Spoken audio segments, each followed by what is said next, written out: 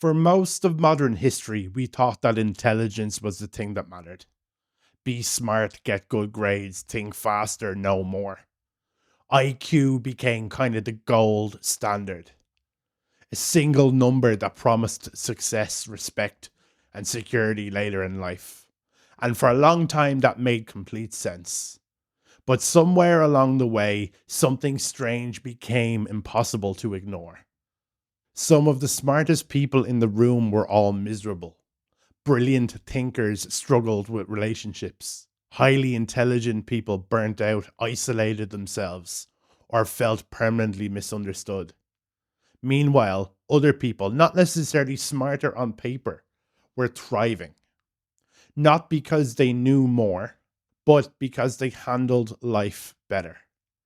That's where EQ enters the picture.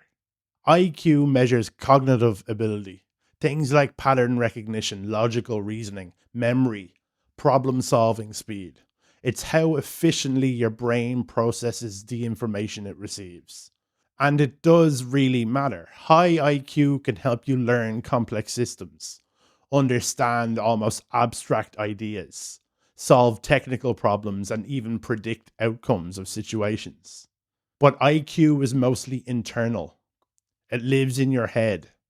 And what doesn't live in your head? Life.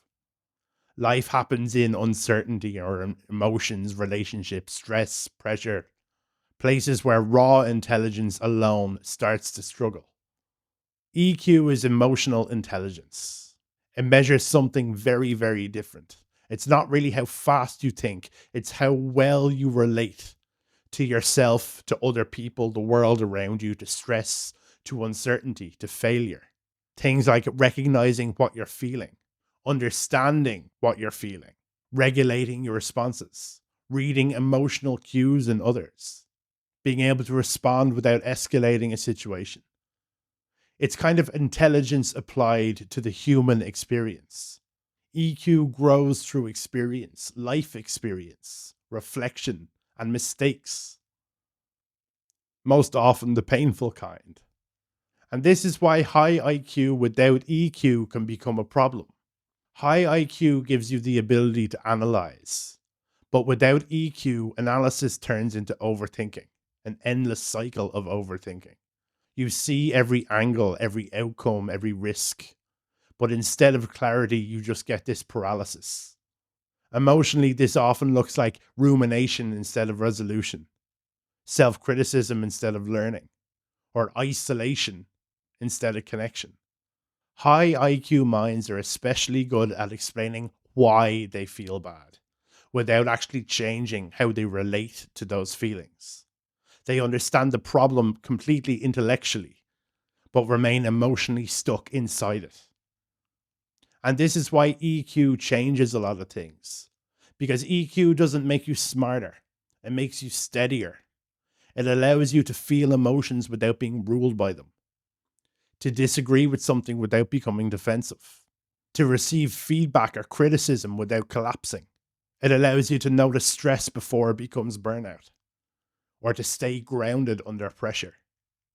People with high EQ don't necessarily avoid difficulty, they just recover faster. They don't spend as much time fighting reality or themselves. And the key difference in real life is IQ helps you understand the situations, and EQ helps you navigate those situations. IQ might tell you this argument is irrational, but EQ helps you realize this person I'm talking to just feels unheard. And maybe so do I. IQ might notice this stress doesn't make logical sense. When EQ responds with, my nervous system needs regulation, not explanation. Both are intelligence, but only one keeps relationships and yourself intact. And for a long time, society overvalued IQ because IQ is easy to measure. EQ isn't. IQ fits into tests, scores, rankings, and systems, but EQ shows up in more subtle moments. How you handle disappointment, how you respond to pressure, how safe other people feel around you, how you talk to yourself when things inevitably go wrong. As humans, we built systems around things that were easy to quantify, but ignored what actually sustains people in the long term. Now we're seeing the consequences. The most effective people are not the smartest ones in the room anymore. They're the ones who stay calm under pressure when others escalate. They try to adapt instead of insisting. They regulate instead of reacting.